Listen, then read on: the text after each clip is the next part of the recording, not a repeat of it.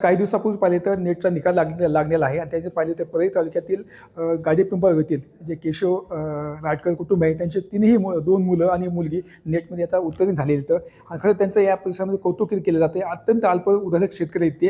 आता आपण आपल्यासोबत ते बोलणार आहेत. आता काय सांगाल, आता नेटची परीक्षा झाले निकाल लागलेला आहे, तुमचे दोन मुलं आणि एक मुलगी उत्तीर्ण पास झालेली, काय तुमचा प्रतिक्रिया असणार? सर, मी म्हणजे शेती करीत करीत यांना शिकवण्याचा 10वीला ह्यानं 97% मार्क घेतले. दोघांना सारखे घेतल्यामुळं माझी इच्छा होती यांना कुठंतरी आपल्याला शिकवायचं आहे आणि यांना काहीतरी घडवायचं आहे. आपलं जिंदगी तर त्याच्यामध्येच गेली पूर्ण. खर्च तोलत नसल्यामुळं हॉस्टेलचा ह्याचा खर्च होत नसल्यामुळं माझं स्वतः कुटुंब लातूरला ठुलं आणि मी शेती बघत बघत त्यांच्याकडे लक्ष करीत केलं. आज त्यांचे गावामध्ये पाहिजे संपूर्ण महाराष्ट्रामध्ये त्यांचं कौतुक होते, कसं बघता बरं ऐकलं का? त्याच्या महाराष्ट्रभर कौतुक होण्यात म्हणजे मला समाधान वाटतं ह्याबद्दल. काय इतर लोकांना, तुमचे शेतकरी तुमचे सहकारी त्यांना काय तुम्ही सल्ला देतील बरं?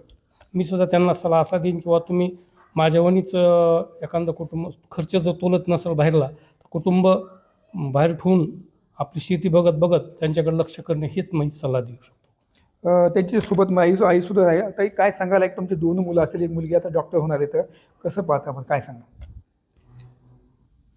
माझी 3 मुलं डॉक्टर होणार आहेत. त्यांची इच्छा होती. आमची का परिस्थिती नव्हती, आमचे माल गावाकडे राहत होते, मी आणि लेकराई पस्ती राहत होते. पेपर फुटी झाली तेव्हा लेकरायला खूप खूप टेन्शन आले. मीच त्यांना हे केलं, मीच म्हणायची करा अभ्यास, करा अभ्यास, हे होतच असते. त्यांची इच्छा म्हणायची आता द्यायचं नाही असं खूप टेन्शन येत होतं त्यांना. एकीकडे पाहिजे संपूर्ण राज्यामध्ये पेपर फुटला होता, त्याच्या पुन्हा विद्यार्थ्यावर टेन्शन होतं, तुमच्या मुलावर पण टेन्शन होतं. मग त्याच्यामध्ये मुलांनी तुम्ही कसं मॅनेज करत बरे? मी मुलं म्हणायचे आता द्यायची नाही. मी म्हणायची बाळांनी द्यावं लागते, करावं लागते. सगळेच लोक दिले तर तुम्ही देणार, असं मी म्हणत होते त्यांना सारखं. आता एकाच टाईमला दोन मुलं आणि तुमची एक मुलगी आता पास झाली, तर त्याचा हसू तुमच्या चेहरा दिसतोय मला. एकाच टायमाला 3 झाले. 3 झालीच मुलीची बी इच्छा होती, ती झाली पूर्ण. मुली रिपीट करीत होती. काय करता तुम्ही? शेती किती आहे बरं? 5 एकर शेती. बरं, मग तुम्ही चौघे शेतामध्ये काम करायचे? चौघं पीक करीत होतो. सुट्ट्याला आलं की शेतात जायचो.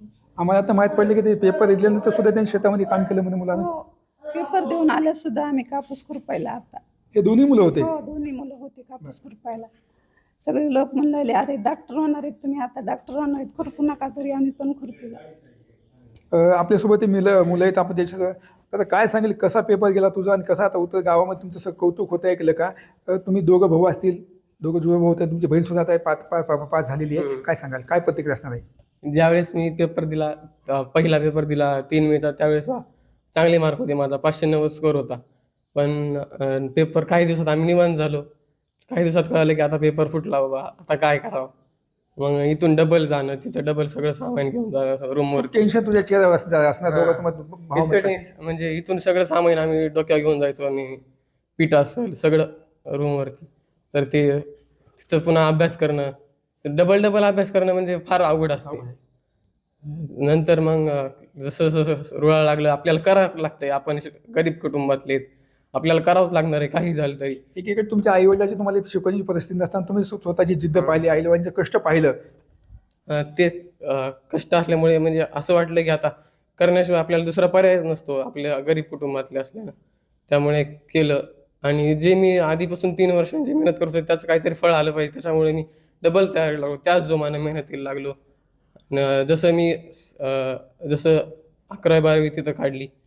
11वी-12वीत मी 12वी सुद्धा तिथंच पेपर दिले. लोक म्हणायचे की गावाकडं 12वी काढा आणि तिथं नीटचा पेपर दे, पण मी दिलं नाही. म्हणलं आपल्याला काही करायचं तर आपल्या कष्टावरच करायचं आहे.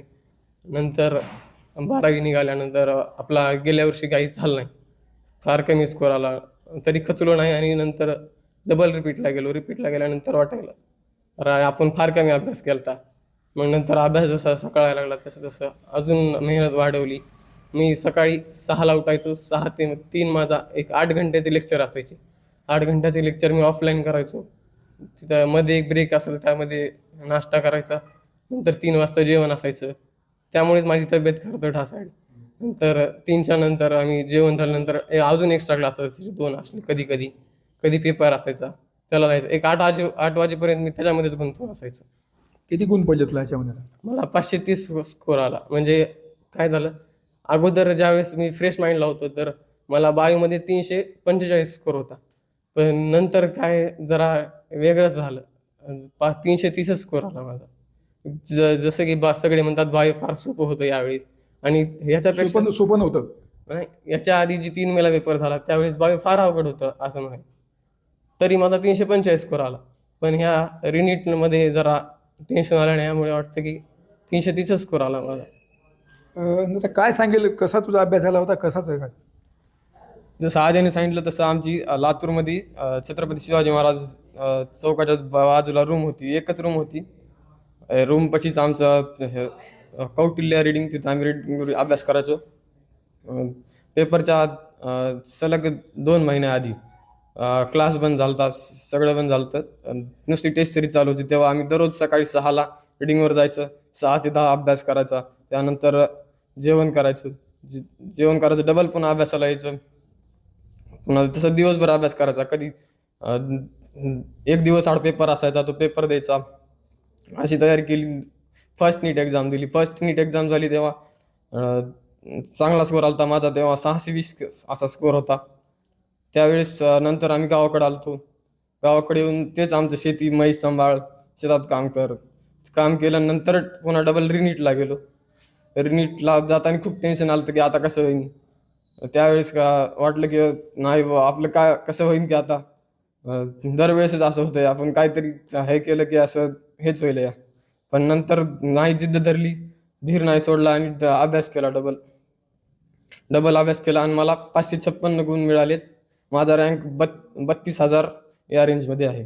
तुझी बहिणी पण याच्यामध्ये उत्तीर्ण झालेली आहे. कसं तिचा अभ्यास कसा असा, ती तुमच्यासोबत असायची का?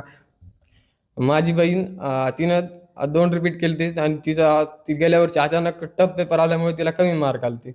तिचं रिपीट असल्यामुळे ती खूप टेन्शनमध्ये आली आणि तिला गेल्या वर्षी अचानकच कमी मार्क आले. त्यामुळे ती खूप दुखावली होती. पण तिनं नंतर जिद्द धरली की मला MBBSच व्हायचं. पण तरी पप्पा म्हणले की आता नको, म्हणून तिनं BMSला ॲडमिशन घेतलं. नांदेडला गव्हर्नमेंट आयुर्वेदिक कॉलेजला ती आता सध्या BMS करीत आहे. करीत तिनं नीटचा पेपर दिला यावर्षी 2024ला.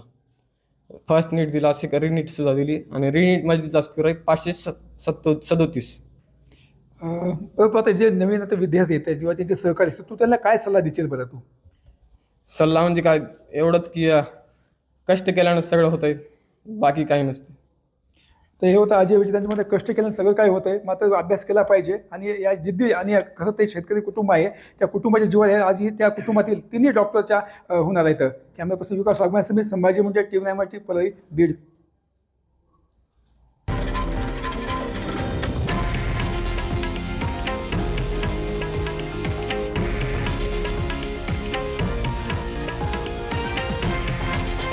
हे आहे देशातील नंबर 1 न्यूज नेटवर्क आणि आपण पाहत आहात TV9 मराठी, एकमेव.